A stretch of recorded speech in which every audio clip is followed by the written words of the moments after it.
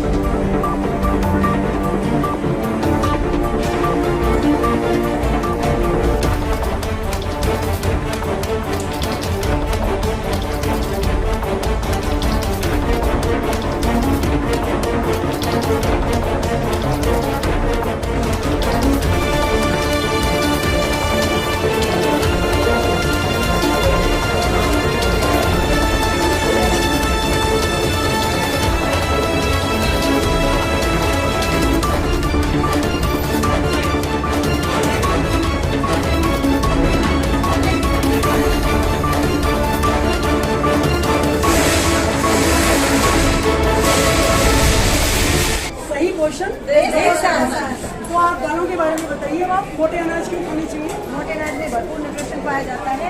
इसलिए पहले क्या होता है कि हम एक ही अनाज का प्रयोग करते हैं। उससे क्या है कि लोगों को खबर अलग अलग डिप्रेशन में जा रहे हैं, बीमारियां फैल रही हैं, क्योंकि हम जो फाइबर होता है उन्हें तो हम दूर बना के मेन से, इसलिए हम लोगों को जागरूक करें कि मोटे अनाज को खाओ। कि पहले का मोटे अनाज खाते थे जवान वाले, अब के जो है आज के जनरेशन के लोग तो भूल गए इनको, सिर्फ ओनली गेहूँ का उपयोग करते हैं। इसलिए हम बताया कि बच्चे कभी पंजीरी बना के, पौष्टिक लड्डू बना के या इनको अंकुरित करके, हरे मूंग वाले विटामिन ए से भरपूर है आँखों के लिए, और ये भरपूर न्यूट्रिशन है। इसमें हम एक एक चीज़ में नहीं तो मिक्स अनाज की हम रोटी बना सकते हैं, जैसे अपना भी यूज़ कर सकते हैं। और 6 मासिक पर बच्चों को पंजीरी और लड्डू भी बना सकते हैं। पंजीरी कैसे बनाते हैं? पंजीरी हम सबको लोहे की कढ़ाई में भूनो में थोड़ा लोहे की कढ़ाई में क्यों बनाते हैं? थोड़ा सा ग्राइंड करो उसको और फिर डब्बे में ऐसे रख लो। जैसे ही बच्चे को भूख लगी तो आधा सा मीठा डालो और चीनी नहीं डाली, या तो गुड़ डालें या फिर हम खांड का गुड़ क्यों डालें? गुड़ में भी आयरन और ये ज़्यादा महंगी भी नहीं होती। बाजरा की खिचड़ी कैसे बनती है? बाजरे की खिचड़ी को पहले हम साफ करेंगे, फिर उसको कूटेंगे, फिर उसको छान थोड़ा सा उतारेंगे, फिर और अच्छे से कूटेंगे, फिर उसको चढ़ाएंगे और इसमें चने की दाल और डाल के स्वाद और बढ़ जाता है। उसको भिगो के कपड़े में रखोगे, कपड़े के अंदर फिर वो थोड़ा थोड़ा संकुलित हो जाएगा। उसमें टमाटर प्याज वगैरह काट के, नींबू डाल के आयरन के लिए, विटामिन सी के लिए, और हम खिला सकते हैं। तो उसमें बच्चा अच्छे से खाए। बहुत बढ़िया।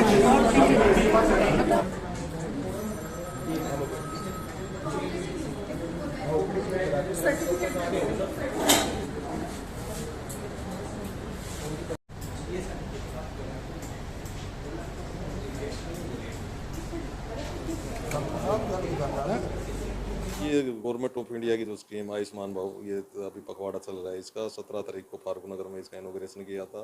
ये सेकंड कैंप जो हम पटौदी में लगा रहे हैं, तो इसमें मेन फोकस जो है ऑर्गन डोनेशन पे है, ब्लड डोनेशन पे है, और बाकी टीबी है, एमसीएच सर्विस है, और एनसीडी के जो केसेस हैं उनकी स्क्रीनिंग कराएंगे, उनका ट्रीटमेंट करेंगे। अभी तो हमने यहाँ पे 3 जो है स्त्री रोग विशेषज्ञ लगा दिए हैं, और एनेस्थेटिस्ट की भी पोस्टिंग हो गई, ऑर्थोपेडिक सर्जन है, आई सर्जन तो है ही। तो ये तो बहुत अच्छा काम कर रहे हैं। तो मुझे लगता है अब रात को भी यहाँ जो है सीजरियन शुरू हो जाएंगे, और काफ़ी अच्छा चल रहा है अब। जैसा आपने बताया कि हमारा जो ये मानसून का सीज़न रहता है, इसमें मच्छर जनित बीमारियों का प्रकोप रहता है। तो आयुष्मान भाव में भी हमने कम्युनिकेबल डिजीज़ हैं जितने, उनके भी कैंप लगाए जा रहे हैं कि कोई अगर बुखार का या कोई संदिग्ध मरीज़ हमें लगता है तो उसकी मलेरिया के साथ साथ डेंगू चिकनगुनिया की जांच भी की जाएगी। इसके साथ साथ हमने यह भी इंश्योर किया गया है कि जितने छोटे बच्चे आ रहे हैं उनका सबका टीकाकरण भी सुनिश्चित किया जाए। मेरे को सरकारी सुविधा देख के तो बड़ा अच्छा लग रहा है इस हॉस्पिटल में। पर एक डॉक्टर सुशांत शर्मा है, जो कि हमारे इस इलाके का ही, हॉस्पिटल इलाके का भी नाम इन्होंने बड़ी दूर दूर तक फैलाया हुआ है। मैं इनसे भगवान से भी प्रार्थना करता हूँ और इनको और अच्छे ऊँचे पोस्ट तक पहुँचें, और इनको मैं हॉस्पिटल वाले अधिकारियों से भी विनती की है, इनको अच्छी अच्छी मशीन दी जाए जिससे कि वो अच्छा इलाज कर सकें। वैसे तो ये अपने जितनी भी मशीन है उससे बढ़ चढ़ कर इलाज करते हैं। डॉक्टर के आधा काम तो पता नहीं क्या बात है, इनके नाम से ही आँखें आधी ठीक होने लग जाती हैं। क्यों? जब डॉक्टर का व्यवहार अच्छा होगा, अच्छा वातावरण होगा, अच्छा बोलचाल होगी, तो पेशेंट को बड़ा अच्छा लगता है। यहाँ के पेशेंट 99.9% 0% मुझे पता नहीं है। बाकी मैंने अभी तक ऐसे नहीं सुना किसी की आंखों में कोई दिक्कत आई हो और इन्होंने कभी किसी को लताड़ा हो या ज़ोर से बोला हो। मैं एक दिन सच कह रहा हूँ, बहुत भारी भीड़ थी, मैं आँखें दिखाने आया तो मेरे को ऐसा लगा भी यहाँ तो नंबर ही नहीं पड़ेगा, पर चलो इन्होंने भीड़ को देखकर अपना वो गेट था वो भी खोल दिया, आ जाओ सब अंदर, क्यों लोग जल्दी कर रहे थे, बोलो बैठ जाओ। तो लोग टेबलों के नीचे भी घुस गए और डॉक्टर साहब के मतलब कोई चेहरे पे स्किन नहीं आई, अगर ये क्या हो गया, ये कोई बात नहीं, आप मेरे पेशेंट हैं, मैं आपको देख कर ही जाऊँगा, आपको जहाँ जगह मिले वहाँ बैठ जाओ। और सभी को देखा और सभी को बहुत बढ़िया 50-50 कोर्स के यहाँ के आते हैं डॉक्टर साहब नाम से। मैं एक समाज के नाते एक समाज का कार्य करता हूँ, मेरे पास लोग फ़ोन आते हैं, भाई आँखों का डॉक्टर यहाँ पे बहुत बड़े भिवानी से, जो कि हरियाणा में भिवानी के नाम से हम जब पढ़ते थे, एक डॉक्टर का नाम था भिवानी में ही, अगर भाई आँखों की अस्पताल सबसे बड़ी भिवानी में, वहाँ के मेरे सामने कम से कम 10-15 लोग आँखें अपनी बनवा के गए हुए हैं, इतना विश्वास है। और मैं सभी डिपार्टमेंट से प्रार्थना करता हूँ सभी डॉक्टर इस प्रकार बने जो कि हमारे इलाके का नाम हो, इस हॉस्पिटल का नाम हो और चिकित्सा आगे बढ़े। मैं डॉक्टर साहब का भी और यहाँ पे डिप्टी CMO साहब आए हुए हैं, मैं इनका भी धन्यवाद करता हूँ, इतने छोटे से समय में हमारे हॉस्पिटल का राउंड किया और डॉक्टर साहब भी बड़े खुश हैं। हमने डॉक्टर साहब से भी रिक्वेस्ट की है यहाँ पे मशीनें की मतलब दिलाई जाए, जिससे कि और भी आगे बढ़ के नाम हो, इस हॉस्पिटल का नाम हो और हमें सुविधा भी मिले। मैं सभी को मेरा नमस्कार, राम राम। आप सबको डॉक्टर सुशांत शर्मा जी का नमस्कार। मैं श्रीपाल जी का बहुत बहुत धन्यवाद करूँगा, CMO सर का बहुत बहुत धन्यवाद करूँगा और डिप्टी CMO सर और SMO मैम को बहुत बहुत धन्यवाद करूँगा कि मुझे इस मान सम्मान के लायक समझा और इतनी भूरी भूरी प्रशंसा मेरी करी। बहुत बहुत धन्यवाद, आपका आशीर्वाद मेरे लिए इसीलिए बना रहे। धन्यवाद। बलजीत सिंह नायक, ह्यूमन राइट एक्टिविस्ट। हम मानव अधिकारों से संबंधित सभी कार्य करते हैं। हमें डॉक्टर साहब, CMO साहब और SMO साहब ने इनवाइट किया था और हमें बड़ी खुशी हुई भी मतलब खूनदान कैंप लगाया गया है। हम तो ये चाहते हैं भी हर डिपार्टमेंट में ये जागरूकता फैलाई जाए और हर डिपार्टमेंट के जिला अधिकारी को होना चाहिए भी वो सभी अपने डिपार्टमेंट के लोगों को खूनदान देने के लिए प्रेरित करें, क्योंकि मानव सेवा और खूनदान एक ही बात है। मानव की सेवा सबसे उत्तम है और जितनी भी की जाए उतनी ही कम है। इसलिए हम तो ये कहते हैं भी ये स्टेट लेवल पे ही नहीं, पूरा ऑल इंडिया लेवल पे सभी अधिकारियों को अपने अपने महकमे में जागरूक करने के लिए प्रेरित करें, ताकि खूनदान सबसे ज़्यादा हो सके और कोई भी आदमी बीमारी से ना मर सके, खून की कमी से ना मर सके।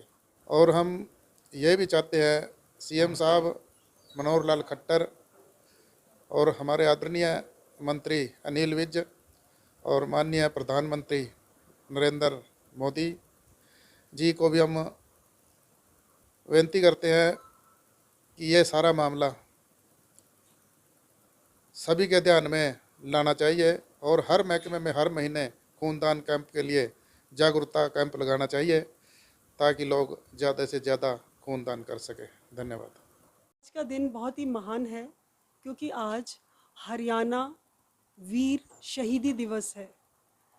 दूसरा, आज ही के दिन माननीय श्री हमारे बहुत ही रिस्पेक्टफुल प्रधानमंत्री श्री नरेंद्र मोदी जी ने आयुष्मान भारत स्कीम को लॉन्च किया था, यानी कि शुभारंभ किया था आज से ठीक 5 साल पहले 2018 में, और अब हम आ चुके हैं 2023 में, जिसका कि उनका उद्देश्य यही रहा है कि बीमार कभी भी लाचार नहीं होगा, बीमार का होगा अब मुफ्त उपचार। जैसे कि हमने अक्सर देखा है कि हम सारी टीम, पूरी टीम हरियाणा की जितने भी सरकारी अस्पताल हैं, जितनी भी हम फैसिलिटी दे सकते हैं वो हम सभी दे रहे हैं, पूरी टीम, स्वास्थ्य टीम पूरी।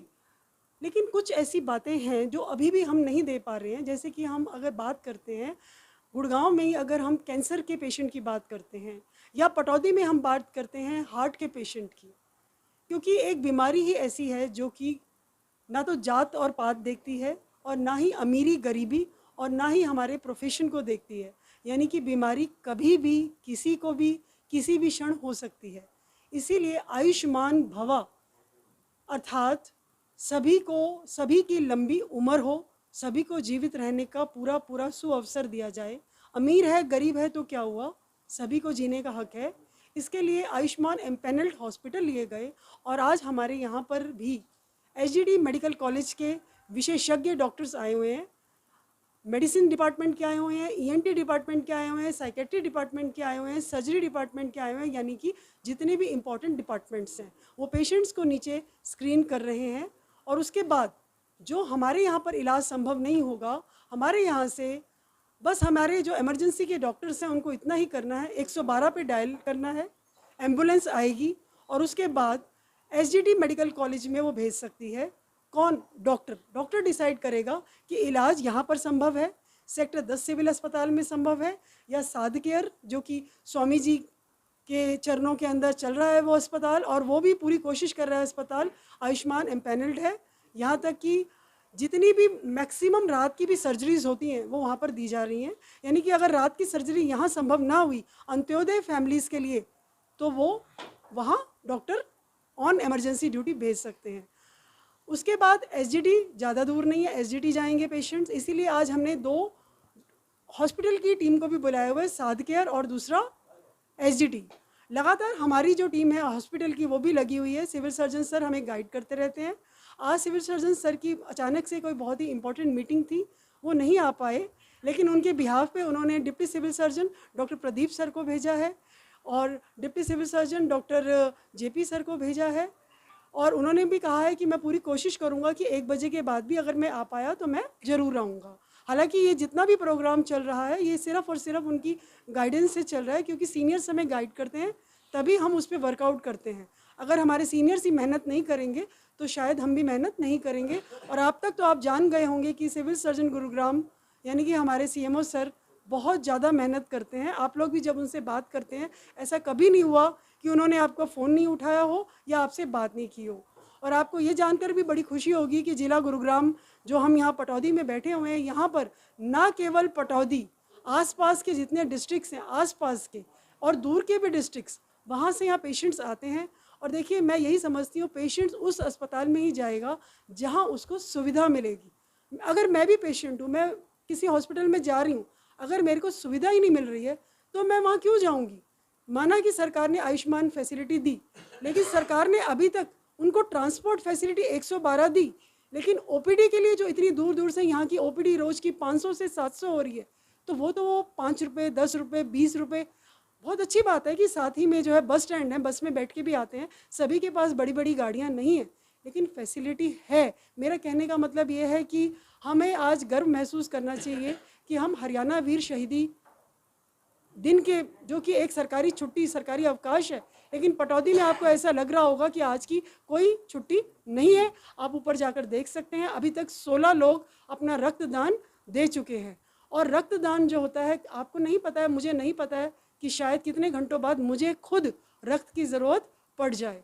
बहुत सारे पेशेंट्स हैं जिनको रक्त नहीं मिल पाता है, और हमें खुद को भी कब ज़रूरत पड़ेगी, क्योंकि थैलेसीमिया एक ऐसी बीमारी है जिसमें लगातार रक्तदान अगर हुआ होगा, ब्लड अवेलेबल होगा, तो थैलेसीमिया के बच्चे को रक्त दिया जा सकेगा। और ये तभी संभव है जब हम सात्विक भावना से, यानी कि एक दूसरे की मदद करने की भावना से कोई काम करेंगे। और इसी थीम को लेकर हमने नीचे पॉजिटिव थॉट्स को लेकर ब्रह्मा कुमारीज के जो ओम शांति की हमारी बहन जी हैं और हमारे भाई हैं, वो भी आए हुए हैं। और कितनी बड़ी बात है कि आज उन्होंने भी ऑर्गन डोनेशन प्लेज का फॉर्म भरा, यानी कि मरने के बाद जो 8 अंग जीवित रहते हैं वो दान करने के लिए तैयार हैं। और उसके बाद उन्होंने रक्तदान भी दिया, और ये वो जाकर अपने ORC जो हमारा रिट्रीट सेंटर है वहाँ पर भी सभी को बताएंगे। और कौन नहीं जानता, अभी पीछे ही प्रेसिडेंट मैडम भी वहाँ पर आई थी, आज भी उनका वहाँ पर प्रोग्राम चल रहा है। तो हम सब मिलकर क्यों ना आयुष्मान भवा को एक इतना साबित कर दें, मतलब कि ये किताबों में नहीं, ये फिर से लगे कि जो हमारे बूढ़े बुजुर्ग थे जो 100-105 साल तक जीवित रह कर गए, आजकल आप देख रहे हैं 50-60-50 के बाद हम शुक्र करते हैं परमात्मा का कि हम जीवित हैं, हम सुबह जीवित उठे। लेकिन हम ये चाहते हैं आयुष्मान भवा सबके लिए हो, सभी कम से कम 100 साल जीवित रहकर अपने पोता पाती पाल कर जाए। धन्यवाद।